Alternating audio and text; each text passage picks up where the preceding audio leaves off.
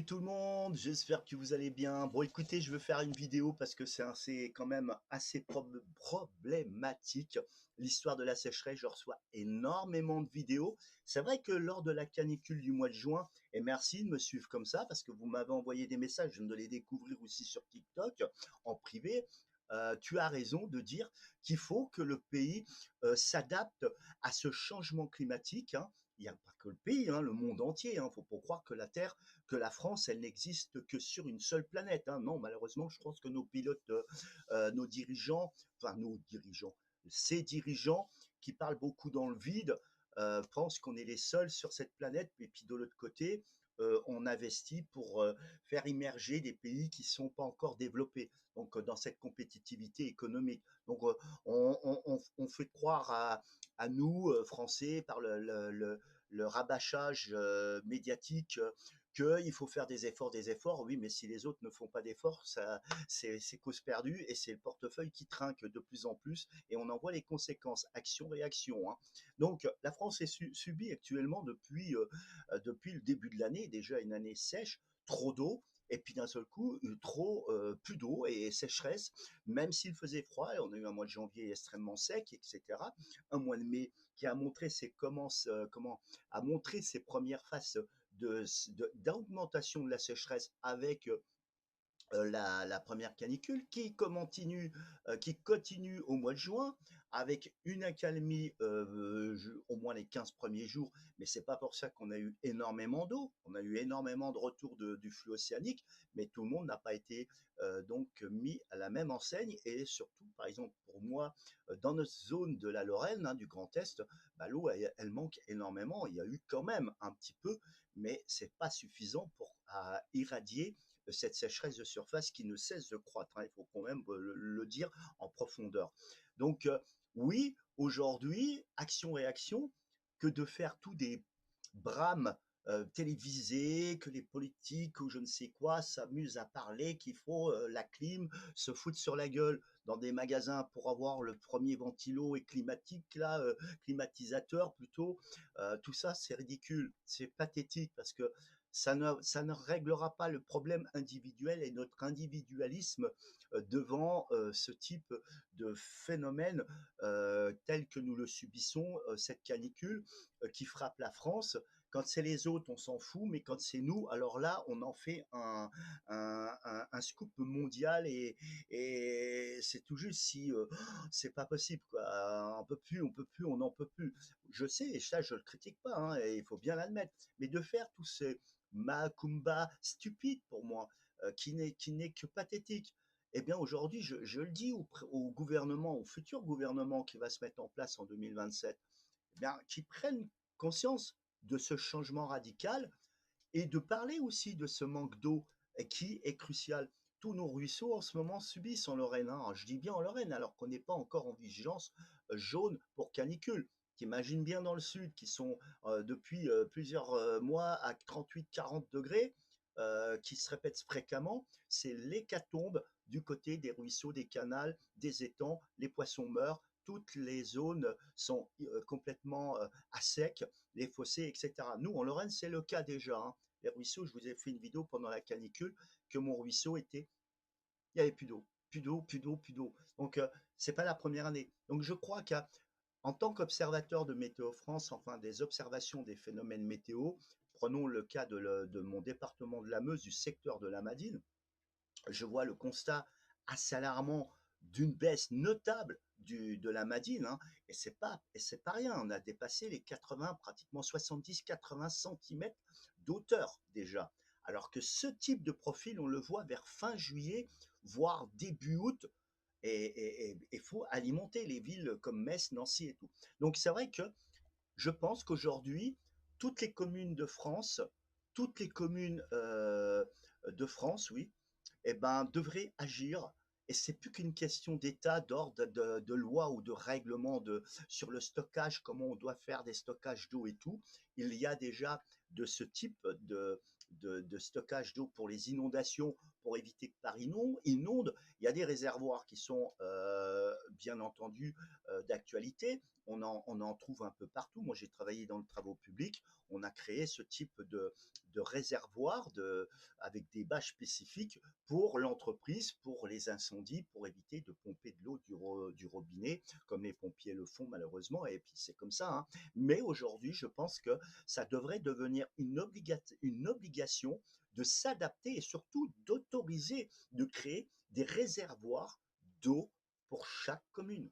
Pour les incendies, pour le monde agricole, chaque parcelle de terrain aujourd'hui, est-ce qu'il faut sacrifier une parcelle de terrain pour créer un énorme réservoir d'eau suivant des ruisseaux? Parce moi, je peux constater quoi? Qu'on a de plus en plus de précipitations qui sont à caractère inondation, qui créent, donc action-réaction comme toujours, qui créent des crues rapides, des crues éclairs, les eaux montent, et très vite, ça n'a aucun effet au final dans nos réservoirs souterraines qui s'appellent les nappes phréatiques, majorité, parce que le monde agricole, à l'époque, on avait trop d'eau, on drainait, et ce drainage crée que une majorité de l'eau qui tombe sur le sol, il y a une grosse partie qui part dans les drainages et dans les fossés, et ça inonde, et ça inonde, et ça inonde, et donc c'est pour ça qu'on a de plus en plus de crues éclairs. Donc si on prend cette analyse-là, on voit que l'époque humide, on passe, mais vous savez, hein, je vais vous dire honnêtement, il suffit qu'un seul volcan qui crée un empoussièrement, qui crée un encrassement du ciel, de l'atmosphère, pour créer un refroidissement et créer une année qui pourrait se transformer en une année humide. Ça, on le sait, tout est possible, mais on ne peut pas prévoir d'avance si on va avoir un volcan qui va émettre énormément de tonnes de cendres et qui va ralentir l'effet du soleil et créer une sorte de petit refroidissement. Ça, c'est possible.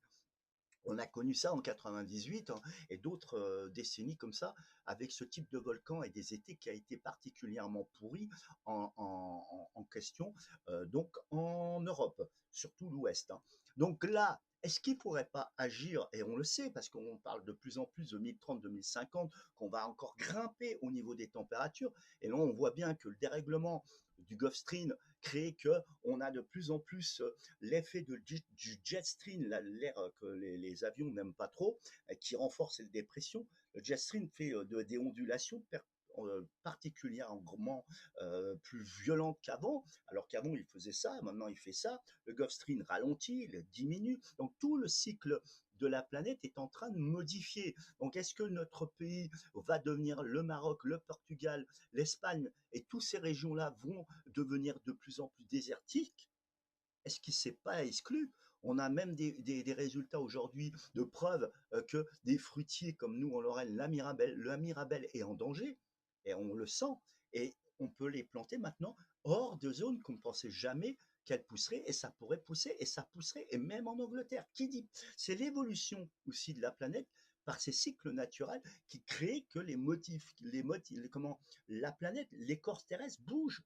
Elle bouge sur elle-même aussi, elle se défait, elle change. Et donc, du coup, avec des années et des années, plus les activités humaines qui, malheureusement, créent que la couche d'ozone s'amplifie, le niveau de l'atmosphère, eh ben on crée de plus en plus d'épaisseur qui font qu'aujourd'hui, eh ben, les rayonnements font que la planète boue tout simplement, parce qu'il n'y a plus de possibilité d'échappatoire d'ondes, de ces gouttes chaudes et de ces amas de chaleur qui vont dans l'atmosphère pour s'évacuer. Et donc, d'où la cloche qu'on appelle anticyclonique, le dôme de chaleur.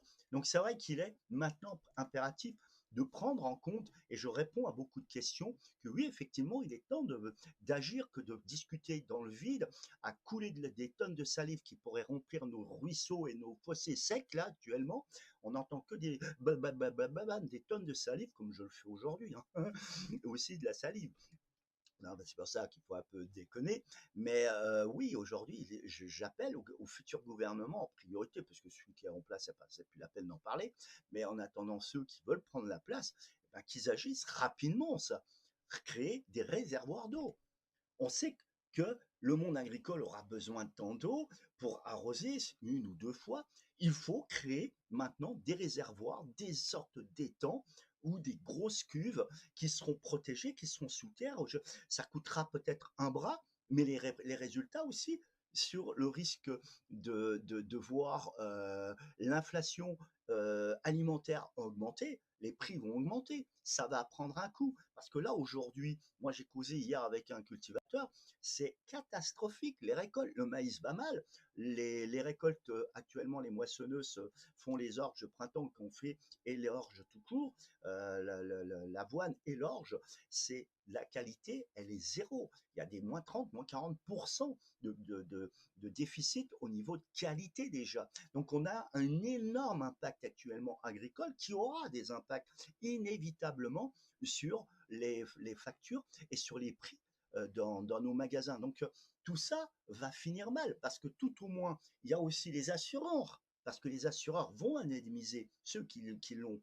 Donc tout ça aura des actions-réactions, encore une fois, je le répète. Donc oui, aujourd'hui, j'appelle et je le dis à chaque citoyen, et même, il n'y a pas besoin d'attendre l'État pour donner l'ordre, mais j'appelle aux départements, aux responsables des départements, avec les maires, d'agir au plus vite, de créer des plans d'eau, des étangs, mais tout au moins des réservoirs pour au moins assurer une garantie et puis de ne plus gaspiller. Moi, je le redis et je le répète, les toilettes, ça me met en colère quand je vois les tonnes d'eau qu'on gâche pour les toilettes.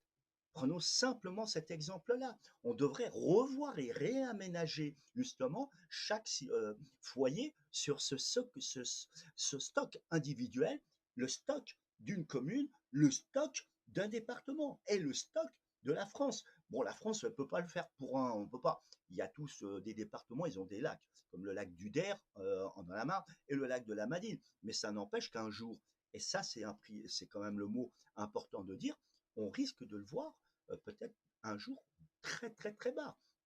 Et la réserve d'eau pourrait manquer. Donc, est-ce qu'on attend, comme toujours en France, qu'il y arrive des drames, qu'il y arrive une crise économique dramatique, alors que déjà géopolitiquement parlant, c'est le désastre économiquement, plus le problème du climat qui n'arrange rien, et on a eu trop d'eau l'hiver dernier, et maintenant on se retrouve avec plus d'eau pendant cette période 2026. C'est une année entre la transition de 2025 et 2026, c'est une année où on peut constater, et beaucoup vous me l'envoyez de tout âge, que c'est en train d'augmenter d'une vitesse crescendo. Et est-ce que 2027 va être pire? Moi, je sais qu'on est en transition, je vous l'avais déjà dit à plusieurs reprises, on est en haut, maintenant on chute. Et ça, c'est tout à fait classique dans tous les domaines, hein. C'est cyclique, hein. Donc voilà, maintenant, moi, comme je dis, est-ce que chaque Français est prêt à donner 10 euros, je dis bien 10 euros par habitant, pour faire ce type de projet, pour que puisse réaliser des réservoirs d'eau, de se transformer dans un nouvel aménagement de l'utilisation de l'eau, parce que ça c'est important, parce que l'eau va devenir pour moi un lingot d'or d'ici sous peu, et de plus, c'est important. Donc c'est quand même une clé vitale pour les futurs. Parce que comme je le dis souvent, pour marquer les esprits et les consciences des gens, c'est bien de faire des enfants, mais si c'est pour leur léguer une terre morte et qu'eux, ils vont grandir, et quand ils auront notre âge, eh ben, ils vont finir par se battre pour survivre, alors qu'on est déjà dans une situation de crise économique actuellement. Donc vous imaginez bien, là c'est clair, c'est pas possible. On n'a pas le droit. Pour moi, c'est presque un crime parce on crée des enfants pour les envoyer dans un suicide collectif, au fait, parce qu'ils ne pourront pas vivre comme nous on vit. Et nos anciens reconnaissent qu'ils vivaient mieux que ce que nous vivons aujourd'hui. Est-ce qu'eux vivront demain? Et tout ça, c'est un tout. Tout ça, ça doit être un tout. Et une réflexion, une réaction, une action. Ça, c'est prioritaire. Quand j'entends des débats anxiogènes qui n'ont aucun intérêt que de faire du buzz pour faire de la surproduction d'audience, et on ne parle que de productivité, mais à un moment, stop, quoi. Ça fait combien d'années qu'on est à 7 milliards sur Terre, même plus maintenant? On sait qu'on consomme tant. Pourquoi on fait de la surconsommation? Qu'on consomme toujours XXL? Il y a un moment, il faut stabiliser tout ça. Il faut tout remettre à plat. Il faut tout rééquilibrer. Plutôt pas mettre à plat, mais rééquilibrer. Parce que là, on est déséquilibré d'un sens qu'il ne faut pas chercher pourquoi. Tout suit, hein, c'est une mathématique, hein. Voilà, en tout cas, portez-vous bien. Merci de vos commentaires en privé. J'essayerai de faire des vidéos comme ça. Et là, j'avais vraiment le cœur à l'ouvrage sur le côté là, parce que c'est une priorité des priorités titanesque, plutôt, pas Titanic. Oui, bah là, on est en Titanic. Mais Titanic, ça, Titanic, oh, j'ai du mal, hein. Enfin, bref, c'est un chantier énorme, colossal, qu'il faut qu'on revoie tous ensemble pour pouvoir à au moins s'adapter et faire face à ce type de crise climatique. Bisous à vous tous.